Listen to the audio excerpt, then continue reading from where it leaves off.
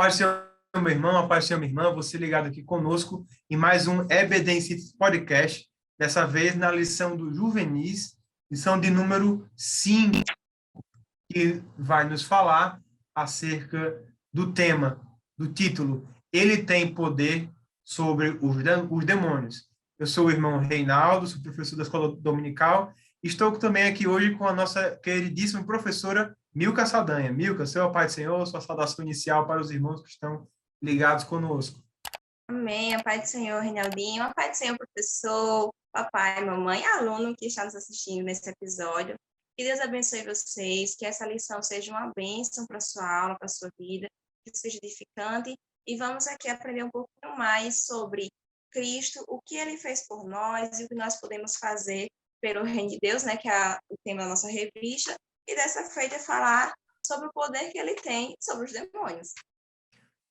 Tema árido, um tema até um título um pouco estranho, mas eu creio que é algo que o seu aluno precisa ouvir, algo que o seu aluno precisa saber e talvez até chame um pouco a atenção, né? A gente não costuma tratar muito de demonologia nos nossos cultos, porque é um assunto meio estranho, a gente não gosta muito de dar ibope, né, pro inimigo, mas é sempre com o enfoque cristocêntrico, colocando Cristo acima de todas as coisas, acima dos principados, acima das potestades, porque ele tem por primazia, né, o título de Filho de Deus e soberano acima de todos nós. Bom, nossa aula começa com um texto áureo, um texto que vai guiar a nossa aula do começo ao fim. Se encontra em Lucas, capítulo 10, versículo 19, e diz assim: Eis que vos dou o poder para pisar serpentes e escorpiões e toda a força do inimigo, e nada vos fará dano algum. Bom, essa primeira passagem nos revela uma cessão de poder, ou seja, Deus nos dá poder, Jesus nos dá poder, nos dota de capacidade para, além de resistir às obras de cilada do inimigo, resistir à influência satânica dos seus ascetas, dos seus enviados, dos seus mensageiros, dos seus capangas, vamos dizer assim. Então, veja que Jesus revela a nós uma ideia de mundo espiritual, um mundo que nós não vemos, um mundo que nós, com os olhos humanos, não sentimos, mas é um mundo que faz muita diferença no mundo material. De alguma forma, as pessoas que não creem em Deus e, de alguma forma, não creem no Evangelho, não estão com os olhos espirituais abertos para essa realidade, que é que existe, sim, uma verdadeira batalha espiritual. Não estou falando aqui de conversar, fazer entrevista com o demônio, nem ficar vendo de onde é que você vem, de onde você vai, diga o seu nome, quantos são. Nós não podemos transformar isso em regra, mas, na verdade, a consciência do cristão de que existe um reino espiritual e que existem forças do mal que o tempo todo tentam nos derrubar é muito importante. E você conscientizar os falando disso faz parte do engatinhar dessa aula, da introdução dessa aula. E, irmão amigo, que a gente começa, então, nossa aula de hoje, tratando sobre as evidências da atuação dos demônios no Antigo Testamento. Porque, veja, se os demônios estão aí rondando há muito tempo, eles são muito antigos, então eles estão no Velho Testamento, estão no Novo, e, infelizmente, ainda estão soltos por aí. Isso mesmo. E antes de falar sobre esse ponto, bem rapidinho, é bem interessante a gente estar tendo essa aula para os alunos, porque cada vez mais filmes, séries, têm abordado essa temática. Então, é algo que está na realidade do nosso aluno, do adolescente, do jovem. Então, eu realmente não tenho lembrança de ter tido uma aula dessa na EBD nessa faixa etária. Então, a ideia de trazer para cá é porque se vê a necessidade. Então, é necessário falar. A gente precisa dizer realmente o que é esse mundo espiritual e quem são esses demônios e quem está acima deles. Para que eles não venham começar a acreditar que o que está ali naquele filme, naquela série, possa ser verdade. Eles têm que saber o que a Bíblia diz sobre isso. E aí a gente começa a lição falando sobre as evidências da existência desse mundo espiritual e dessas entidades desde o Antigo Testamento. Então, a gente vê que essas criaturas, elas são eternas, elas não são como nós, não são pessoas, e que elas existem há muito tempo. E a gente vai ver esses relatos desde o período da queda. Porque a gente vai ver a Bíblia escrita em Gênesis, Deus cria todas as coisas, cria o homem, cria a Eva, e esse casal peca. Eles pecaram. E quando eles pecaram, o pecado entrou no mundo. Mas já se tinha acontecido que Satanás já tinha entrado na Terra, ele vem em forma de serpente e ele vai tentar ali aquele homem e aquela mulher. No caso, primeiro a Eva, né? E Eva vai levar o fruto ao seu marido, Adão. Então, ali já tinha Satanás e ele já tinha saído do paraíso, já tinha acontecido a queda. E com ele também foi uma parte dos anjos que decidiram desobedecer a Deus e agora são o que a gente conhece por demônios. Então, veja que desde a história da humanidade, o início da humanidade, a gente já vê os relatos e a gente já vê a influência dele sobre a humanidade, porque foi Satanás quem vai tentar.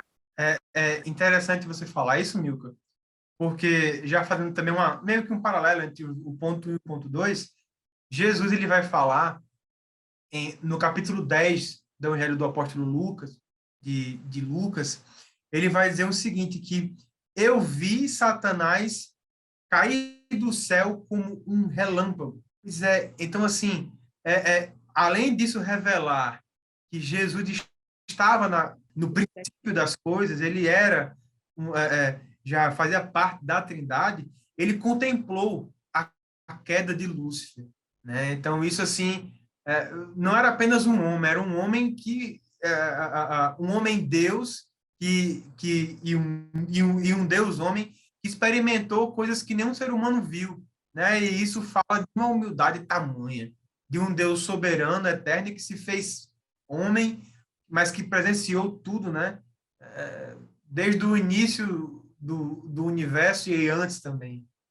Ele é o princípio, né? Desde o princípio de todas as coisas, ele já estava lá.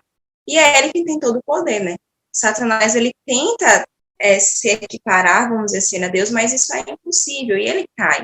E teve uma parte dos anjos que decidiram deixar a glória do Senhor, deixar uma vida com Deus, com o Deus Criador, para segui-lo. E agora, não bastante, eles vêm tentar influenciar a criação, principalmente nós, os homens, a humanidade. Então, que a gente já pega já 1.2, né? Exemplos bíblicos de atuação do mal dentro do Antigo Testamento. E depois a gente vê que também no Novo, e isso segue até os dias de hoje. Satanás e os demônios são seres astutos, não são seres bobinhos. Não se brinca com isso, sabe? Às vezes a gente faz quer fazer uma brincadeirinha, uma piadinha, mas eles são astutos. Nós somos protegidos pelo Senhor, mas ao nosso derredor, eles estão procurando uma brecha para tragar. Lá na igreja, nós temos líderes de departamentos, tem uns que dizem, olha, você descansa, mas Satanás e os demônios não descansam, eles ficam tentando algo para lhe tragar. Foi até um dos nossos maestros anteriores que falava isso para a gente, orientando, e é verdade, eles não descansam. E a gente vai ver que no Antigo Testamento, quando Deus está ali e vão se todos prestar contas, falar com Deus, lá no livro de Jó, quem aparece? Satanás. De onde você vem vir de rodear a terra, viste, meu servo Jó? Então, Satanás, ele estava rodeando a terra. E ele não está sozinho. A gente... Pode dizer.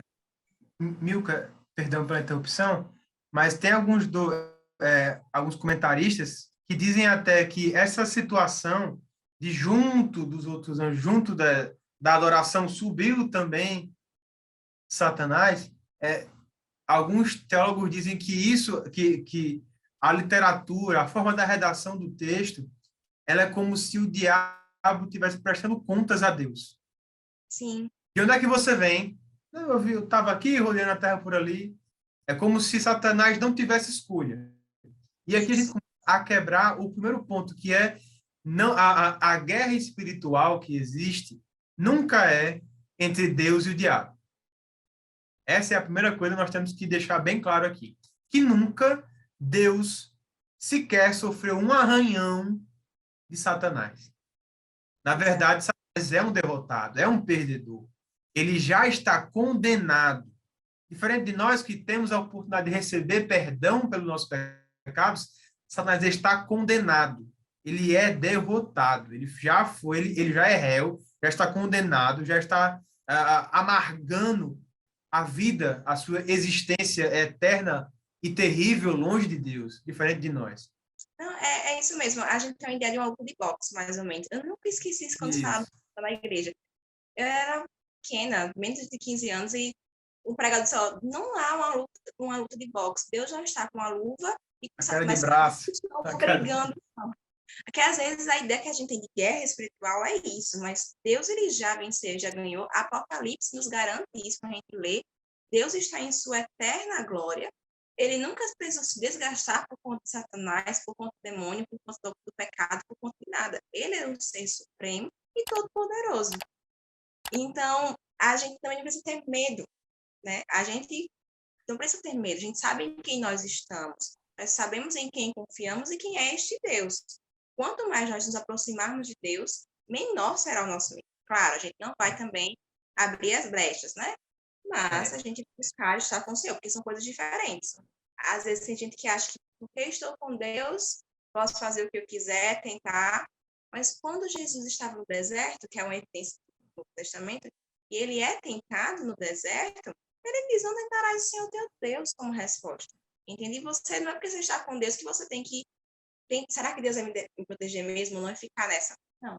Você obedece, você sei que ora Cristo, você está salvo, vai obedecer a Deus e não vai temer o mal, porque sabe que Deus está com você.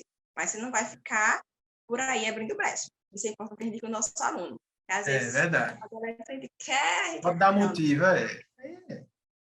Se você sabe que está naquela área fragilizado, tem que fazer de tudo para tentar livrar até o seu ambiente. Eu já conversei com alguns jovens cerca de alguns temas bem sensíveis. E a minha recomendação, o meu humilde conselho, é que eles procurassem retirar da vida deles essas coisas que, querendo ou não, dão brecha. Esse nome brecha que a gente está falando aqui é uma oportunidade que nós damos ao inimigo de poder cirandar conosco, trabalhar em nossa vida. De alguma forma, ele vai entrar no nosso coração, na nossa mente, de alguma forma, e quando ele entra, só Jesus para tirar. Só Jesus para tirar. Veja, e aqui a gente já quebra um outro mito também, de que o inimigo é a causa dos nossos problemas. Rapaz, olha, Satanás é ruim, ele é muito ruim, ele é terrível. Ele é o nosso adversário, mas nem tudo é culpa dele. Tem coisa que é a gente mesmo. C.S. Lewis ele vai dizer assim, que os seres humanos, se fossem eternos, vivessem para sempre, não teriam diferença entre os demônios e os seres humanos. Nós temos que entender que a nossa natureza pecaminosa, claro, quando ela é o motivo, as concupiscências são os motivos que deixam Satanás fazer obra na vida do ser humano. Quando eu falo fazer obra, é construir palácios do inferno no coração do homem. Então, quando o inimigo, através do nosso pecado, nossa natureza pecaminosa, das concupiscências, entra no nosso coração, ali é só Jesus para retirar. Então, muita coisa que acontece na nossa vida é culpa nossa. Mas e aí vem um ponto importante, o ponto que detém um pouco de maturidade espiritual dos professores e alunos. Muitas vezes, embora, apesar de nossa natureza pecaminosa, nós damos brecha, e aí agora o brecha está no canto correto, com o conceito correto. Nós damos razão, nós incentivamos, nós abrimos a porta. Às vezes não é nem brecha, às vezes é uma porta, a gente entra, pode entrar. Quantos pecados nós não já cometemos que são pecados voluntários? Nós vamos plantando a semente da amargura do pecado no nosso coração. Então, veja, a guerra é nós contra as hostes espirituais da maldade nos lugares celestiais. Essa é a nossa luta. Tanta verdade que não é essa luta entre o diabo e Deus Lá em Mateus 16, 23, vai dizer assim, Jesus vai repreender, Pedro vai dizer, para trás de mim, Satanás. E naquele momento, Pedro estava sendo usado por Satanás. Porque Pedro não... como Pedro estava temendo, né, pela vida do seu mestre, ele não entendia o plano da salvação ainda, então ele deu uma brecha para que Satanás entrasse, e ele foi, Pedro, o apóstolo Pedro, né, ele foi deixado enganar por Satanás e proferiu aquelas palavras que não foram palavras duras. Senhor, você não vai ser morto não, que é isso? Isso não vai acontecer não. Eles falam, para trás de mim, Satanás. Você é uma pedra de... a tradução que eu estou lendo aqui, ele vai dizer assim, que você, Satanás, é uma pedra de tropeço para mim. E você não pensa nas coisas de Deus, mas nas coisas dos homens. Veja, Satanás, ele não fica pensando nas coisas de Deus, em como derrotar Deus.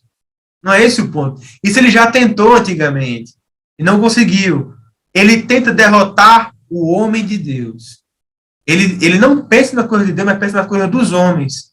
Por isso, meus irmãos, sabe qual é, Milka, um veículo que Satanás usa hoje e que usou também no Novo Testamento com os gnósticos, os judaizantes, a filosofia helênica, de alguma forma, também deu base para isso. Satanás usa o humanismo, usa a filosofia humana, a filosofia existencialista. São filosofias que tiram Deus da jogada e, de forma sutil, preenchem o homem de materialismo vão. Né? Então, veja, existe... nem todo satanismo é humanismo. Ou seja, existe satanismo de várias outras maneiras, mas todo humanismo, porque é coisa de homem, toda a filosofia, toda a doutrina antropocêntrica, ela é satânica, porque ela tira a primazia de Cristo em nossas vidas. Porque elas, na verdade, ao colocarem o homem no centro, você vai buscar o quê? O que lhe faz bem, o que lhe agrada, e venhamos e convenhamos, o pecado, nem que momentaneamente, ele terá um efeito bom, prazeroso. Simplesmente para poder escapar de uma punição, por exemplo, pegando o exemplo de criança, você fez isso? Fiz não. Para a criança que é muito boa, ela se livra da punição, se livra do castigo. Mas é pecado, fere a santidade de Deus. Mas a teoria que coloca o homem no centro, quando você passa o seu centro, tudo que você fazer você vai ser o seu próprio ídolo. Você vai ser o objeto de adoração. É você mesmo. Seus pensamentos, seus desejos, suas escolhas serão por você. Não será por causa de Cristo. Não será por amor a Cristo. Você vai amar quem vai lhe fazer bem. E não vai fazer como Cristo ensinou. Ame o teu próximo como a ti mesmo, independente de quem ele seja. É o teu próximo. Se fez bem ou não. Você não vai perdoar, você vai guardar mágoa, você vai se vingar, você vai fazer aquilo que lhe apraz. E não aquilo que agrada ao Senhor. E isso é um problema. E cada vez mais presente nos nossos dias. Né? Quanto não está sendo disseminado nas nossas redes sociais, nas nossas conversas, às vezes até mesmo os nossos irmãos. Nós estamos falando, ensinando isso, às vezes involuntariamente, já no inconsciente, de tanta enxurrada de informação que vem sobre. Se você está bem, se você se sente bem, tá ótimo, continue, pode ficar, não tem problema.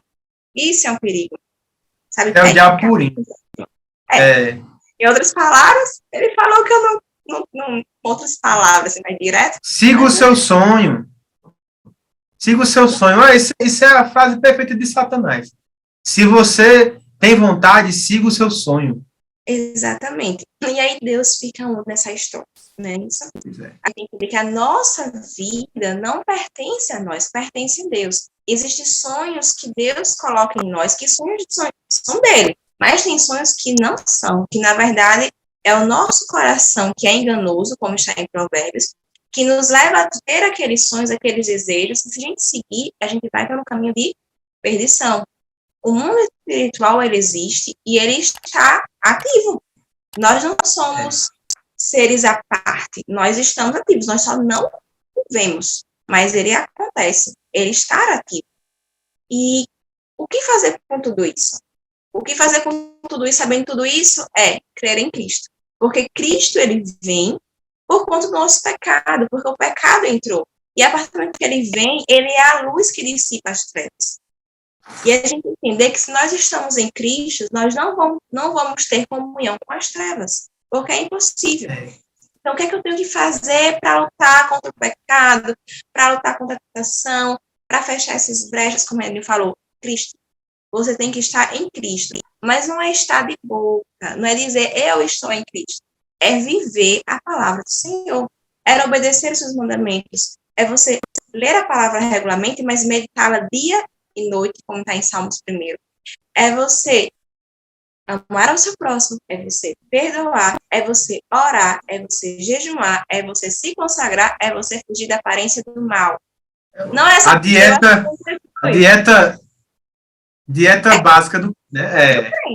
É o básico, assim. Não tem outro caminho, é isso. Tem não. E a gente não está falando de você tem que ter teologia, você tem que conhecer todas as cadeiras que tem. Não, você tem que viver a sua vida em Cristo. Você pode ser a pessoa mais culta da sociedade, você pode ser analfabeto. Se você estiver em Cristo, você vai vencer. Agora, se você não estiver, não importa a sua condição, você não vai vencer. Nós não podemos vencer. Ele até falou, né, o C.S. Lewis que ele citou, seríamos a mesma coisa, se formos eternos, porque ambos estão em pecado, mas nós temos a redenção, nós podemos ser justificados em Cristo Jesus, e é por isso que Cristo vem, que a gente já entra no 2, nossa lição. Sim, sim. A vinda de Jesus e a derrota do inimigo. É a nossa certeza. Perfeito. É a nossa certeza. Não tem para quem temer. Eu sou professora de EPI, né? Tem crianças que tem medo. Hoje nem tanto, mas antes tinha mais. Tem medo do escuro. Aí encontrei um dia desse uma criança de EPI que tem medo do escuro. Por quê? Porque pode ter um monstro debaixo da minha cama. Pode não. Mas vamos explicar Jesus Cristo, o poder dele. Desde crianças, a gente tem no nosso imaginário social essa questão do escuro, ligado às trevas, mas temos que entender que Jesus é a nossa luz. E que a luz dissipa essas trevas. Ao estarmos nele, essa luz está em nós. Então, a gente pode repousar seguro. Sabe, há um tempo, escutei de uma pessoa da igreja, não da minha igreja em si, mas era crente, né?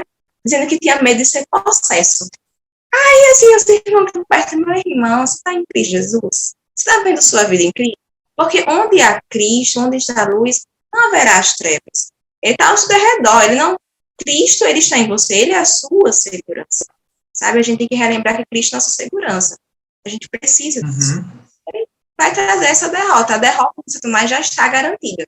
Sabe, é só um tempo, que vai chegar o dia que vai acontecer. Por enquanto, ele é como se fosse alguém que, sabendo da sua derrota, se esmera ao máximo para arrancar. É como assim, Satanás, enquanto houver a última rosa na colina florida do mundo, ele quer destruir aquela última rosa. Ele quer fazer o máximo de estrago que ele conseguir até ele ser finalmente condenado ao sofrimento eterno do lado de fogo, que é a segunda morte para Satanás e seus anjos. Sim, ele vai tentar destruir tudo que é belo, tudo que é bom, tudo que Deus cria e que é puramente belo, ele tenta destruir. Né? E aí entra o que você falou da possessão. O que é essa possessão? Porque, assim, na Bíblia a gente encontra alguns tipos de atuação, tanto no Velho como no Novo. No Antigo Testamento, o que nós vemos mais é chamada de opressão demoníaca.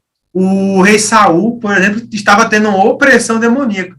Davi, o seu instrumento de corda, né, provavelmente, e ali ele tocou e os espíritos malignos foram embora. E quando Davi saía da presença do rei, eles voltavam. Então, existe, primeiro, os demônios, eles agem de alguma forma, assim, meio que graduada. A gente pode perceber isso na Bíblia. Então, primeiro nós temos o quê? A opressão. E hoje, irmão Milka, é só o que a gente sabe. Sim. tem pessoas com espírito, por exemplo, de suicídio, né? Algumas depressões, falando que são todas, mas algumas depressões, elas são ocasionadas por espíritos malignos. Está tudo bem na vida daquela pessoa. Está tudo bem. Tudo mil maravilhas. Passou no Enem, conseguiu o emprego dos sonhos, família dos sonhos, mas vem uma depressão. Claro que muitas vezes isso é a falta do Espírito Santo na vida daquela pessoa, mas em algumas vezes é uma atuação demoníaca de opressão. Que a forma de retirar essa opressão é através de oração. Olha, se essa depressão, isso tem que ter muito discernimento do crente para saber diferenciar isso, tá? Porque, veja, se for uma possessão, perdão, se for uma opressão demoníaca, não tem psicólogo que dê jeito. Nem remédio, você vai tomar todas as medicações possíveis, não é falta pelo não vai ter jeito. Agora, se for uma depressão, há tantos anos que eu perdi um parente, teve uma coisa na minha vida, um término de relacionamento, alguma coisa que aconteceu, até algum episódio humilhante, dá para você gerar que é um gatilho para uma depressão. Não necessariamente isso é um demônio, e você pode tratar com remédio, com psicólogo, até mesmo com orações também é possível. Jesus pode curar da depressão, não tem problema. Então, temos a opressão, temos a possessão demoníaca, que ela é mais vista, mais presente no Novo Testamento. Né? Vemos claramente ali o domínio, a soberania de Cristo sobre aqueles demônios. Jesus manda que ele saia, manda sair, e os demônios saem. Os demônios têm mais fé, creem em Deus mais do que os próprios fariseus, porque eles não criam que Jesus era o Filho de Deus, mas os demônios viam, eis aqui, olha aqui, é o Jesus, o Nazareno, o Filho de Deus. Eles temiam e tremiam a presença do Senhor Jesus. Então, meu irmão, se você tem medo, se alguém aqui está vendo esse vídeo, tem medo de ser possesso, não tenha. Porque se você tem Jesus, os demônios tremem nas bases. Eles não permanecem diante da presença do Senhor Jesus. Então, temos a obsessão, a opressão, a possessão demoníaca, né? São estágios avançados, só que a possessão, eu entendo que é maior do que a opressão, embora eu acredito que algumas vezes a opressão é mais danosa do que a possessão demoníaca. E existe um terceiro tipo que nós vamos ver na vida do apóstolo Paulo. Esse é interessante. O imaginário cristão, a teologia, de alguma forma, trata o episódio que Paulo teve, em que viu um enviado de Satanás para esbofeteá-lo, a fim que ele não se vangloriasse da visão que ele teve do céu. A gente vê isso lá na carta aos Coríntios. Ele vai dizer que foi enviado por Satanás. O nome disso, na teologia tradicional, seria obsessão demoníaca. É quando Deus permite, aliás, tudo isso que nós falamos é permissão de Deus, porque se uma pessoa escolhe viver longe de Deus, essa é o resultado, mas a obsessão demoníaca seria uma hipótese em que Deus permite que aconteça isso, né, para que o homem não se glorie da sua intimidade com Deus. Alguns teólogos dizem até que o que aconteceu com Jó, de alguma forma, essa permissão de Deus na vida de Jó, acontece para mostrar, primeiro, que Deus é soberano, que Deus tem controle sobre todas as coisas, e que isso prova realmente que existem homens santos de Deus na terra. Porque, veja só, Satanás, meus irmãos, tentou diretamente Jó, mas a estatura de Jó era um homem incrível. Eu te pergunto, meus irmãos, será que Satanás vai perder o tempo dele para tentar você? Será que você está com a comunhão com Deus tão grande que ele vai perder tempo com você? Ou ele vai mandar um demônio qualquer? Primeiro, pro apóstolo Paulo, não foi o Satanás. Foi um demônio qualquer, um enviado, um mensageiro de Satanás. Então, meus irmãos, e, claro, isso só acontece com homens que têm, assim, uma comunhão com Deus inenarrável, como o apóstolo Paulo. Né? Então, é muito raro que isso aconteça.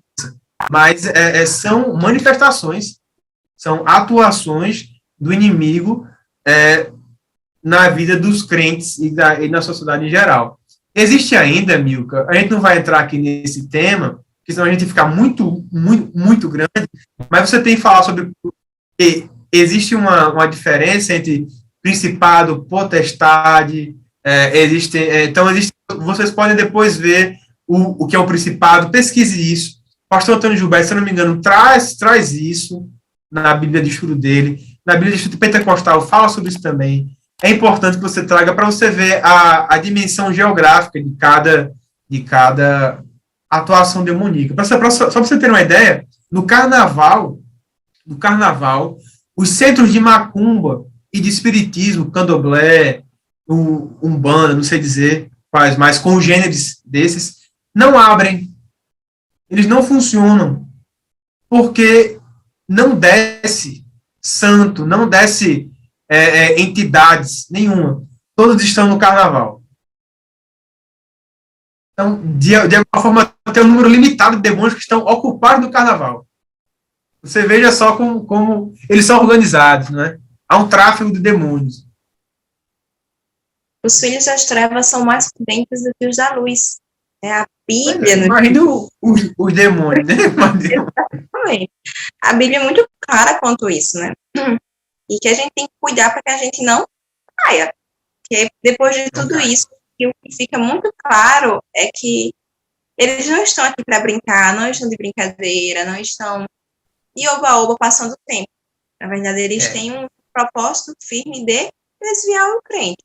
Porque quem não é crente já está com eles. Entendeu? Agora, nós que estamos em Cristo Jesus, nós não somos compatíveis com eles. Então, eles vêm tentando tragar, procurar quem possam tragar. E cada vez mais, meus irmãos, está presente as atuações satanais, mas de uma forma muito sutil. Cada vez mais é sutil o seu agir. E a gente precisa ter muito cuidado, a gente precisa orar bastante, jejuar, se consagrar, pedir discernimento a Deus. E muitas vezes o negócio vem de uma forma tão simples. Não é inofensivo. Uma série, um livro, uma amizade. Uma amizade. Tem uma série Lúcifer, não tem? Tem. Tem. Eu não assisti, não pretendo assistir, mas a gente conhece pessoas que assistiram. Não, e assim, passa sempre assim, um trailer, alguma coisa. Não, e o comentário é interessante, o povo passa a torcer pelo personagem. Você fica. Eu só torcendo pro diabo, como é que pode? Lascou-se tudo, não, irmão, amigo? Porque fazem o quê? Romantizam as coisas. Romantizam. E Satanás, ele não é descrito na Bíblia como aquele ser de desenho animado da década de 80, da década de 90, um ser feio, chifres, cara de mal. Ele é muito mais parecido com o que está nessa série. Um ser bem apresentado. Bonzão. Bem apresentado, tem uma boa fala. De certa forma, as meninas que assistiram, assim, carismático, não sei o que. Gente, mas o pior é que ele vem de forma sutil. Ele vem combatendo vilã, então, vejam a sutileza.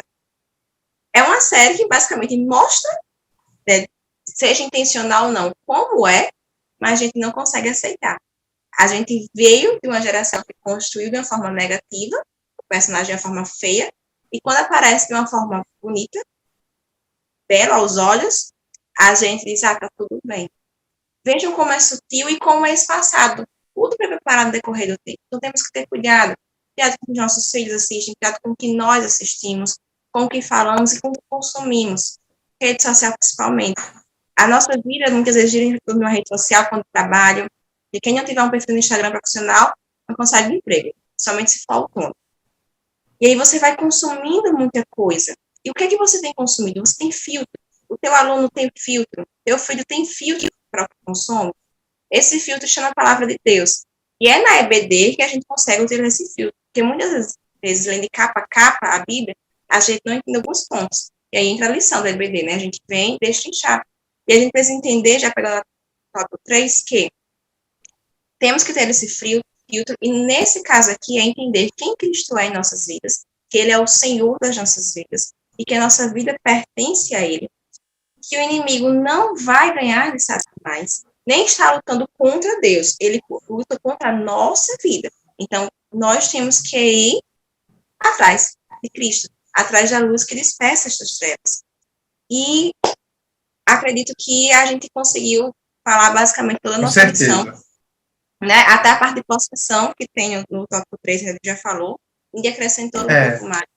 É muito interessante que vocês tentem se aprofundar nos temas, porque é uma aula que normalmente gera curiosidade, é um tema que está conversando ali fora da igreja, surge enche de perguntas curiosas mesmo. Então, quanto mais você, professor, se aprofundar no tema, mais sua aula vai ser rica e mais interessante você falar para o seu aluno, porque certamente dúvidas virão.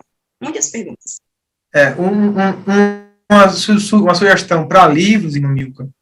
Se eu não me engano, o pastor Gonçalves Dias, o nome dele, ele escreveu uma das últimas lições agora, As Sutilezas de Satanás.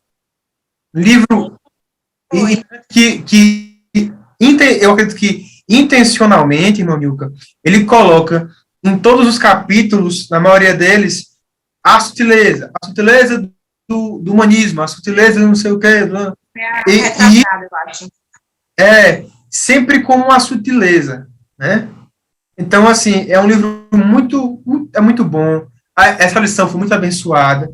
E eu creio que você professor, buscando esse conteúdo mais denso, você vai poder dar uma aula que chame a atenção. Por exemplo, a gente falou aqui por que Satanás não pode ser perdoado e por que nós somos perdoados. Porque ele já está condenado, porque ele já foi negativado, porque ele já foi, porque ele é um danado, perdido ao inferno. Nós não. Nós temos a graça de Deus. Nós não somos eternos, não somos seres muito sábios. Os demônios acumularam o conhecimento de eras, de décadas, desde a eternidade até agora. Nós não somos assim. Mas Deus foi revelado a nós através da sua imagem, que é o Filho de Deus, que é Jesus. E o nome dele está acima de todo nome. E todo joelho se dobra, se prostra diante de Deus. Então, meus irmãos, termine a aula assim. Acho que essa é a dica, né, irmã Milka? Terminar a aula assim, professora. Terminar dizendo que Jesus tem poder sobre os demônios. Ele é superior aos demônios, ele é superior aos profetas, ele é superior à lei mosaica, ele é superior ao tabernáculo, ele é superior às minhas vontades, os meus sonhos, os sonhos que são distantes de Deus, os sonhos têm que morrer para dar lugar aos sonhos de Deus na minha vida. Então, quando você termina a aula assim, todo o peso de uma aula sobre demonologia cai e o tema Jesus Cristo fica em voga de novo. Eles vão sair daquela aula sabendo que não há potestade, nem presente, nem porvir, que nem criatura alguma vai nos separar do amor de Deus. Então, amado professor, vou aqui passar a palavra para a irmã Milka, para a professora Milka, para as suas considerações finais, irmã Milka, sobre essa aula, sobre essa lição. Então, professor, espero que vocês tenham aprendido um pouquinho conosco, né, que a gente tenha agregado um pouquinho mais de conhecimento para a sua aula, e que fique claro a você, ao seu aluno, que Cristo é maior que todas as coisas. Ele é maior que os nossos problemas, é maior do que as nossas dificuldades, é maior do que a nossa vida, e ele tem nos chamado para falar do amor dele, falar de quem ele é, e agora nessa lição tão importante, que é realmente mostrar que ele é o Deus Todo-Poderoso, que você possa ir com alegria ministrar essa aula, com a certeza no seu coração, de que Deus ele é soberano, que ele cuida de você, cuida do seu aluno, e que ele está acima de todas as coisas. Essa aula está merecendo uma oração para terminar esse podcast hoje, né? Vamos orar, irmão Milka. Vamos orar. Vou fazer essa oração, você que está em casa assistindo, não sei o dia que você está assistindo, mas sei que Jesus tem algo especial na sua vida, professor, e através da escola dominical, Deus vai quebrar as cadeias da opressão que existe na vida de muitos adolescentes, de muitos juvenis, de muitos jovens.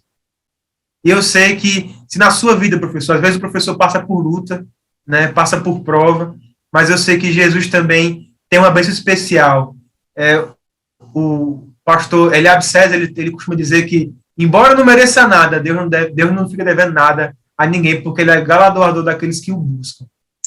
Amém? Orar? Senhor Deus amado Pai, estamos aqui, Senhor, na sua presença, Senhor. Humilde, Senhor, cheio de falhas, Senhor, cheio de defeitos, Senhor, de imperfeições.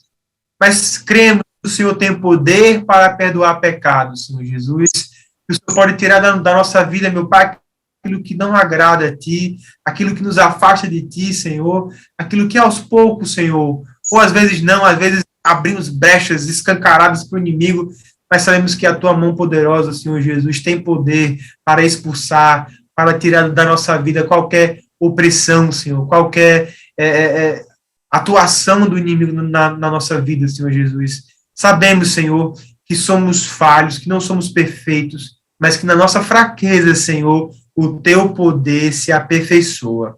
Cremos também, Senhor Jesus, na tua mão poderosa, Senhor, na vida dos nossos alunos, Senhor. Naqueles, Senhor, que estão ali na nossa classe, Senhor, aqueles jovens, aqueles adolescentes, Senhor, que tanto são atacados, bombardeados, Senhor, pelas astutas ciladas do inimigo, mas cremos que o Teu nome tem poder. No Teu nome há poder, Senhor, que no Teu sangue tem poder, Senhor Jesus, para libertar os cativos, curar os doentes, Senhor Jesus, libertar as almas, Senhor, que estão presas, acorrentadas pelo inimigo, Senhor Jesus. Vai agora, Senhor, visitando cada lado de cada professor, Senhor, sua família, sua casa, suas dispensas. Chega, Senhor, abençoando também cada aluno, Senhor, nesse momento, dando vitória, trazendo salvação, trazendo cura, batismo com o Espírito Santo, renovo, Senhor, na vida desses pequeninos, Senhor Jesus. Muito obrigado, Senhor, pela oportunidade, pela chance de estarmos aqui, Senhor, para juntos aprender mais de Ti. Nos abençoa ao longo desse final de semana, do resto dessa semana que ainda nos tem, Senhor. Nos dá, Senhor, uma semana de vitórias na Tua presença. Em nome de Jesus. Amém. Paz, Senhor, professor. Paz, Senhor, meu querido aluno e professor. Um abraço e a paz do Senhor.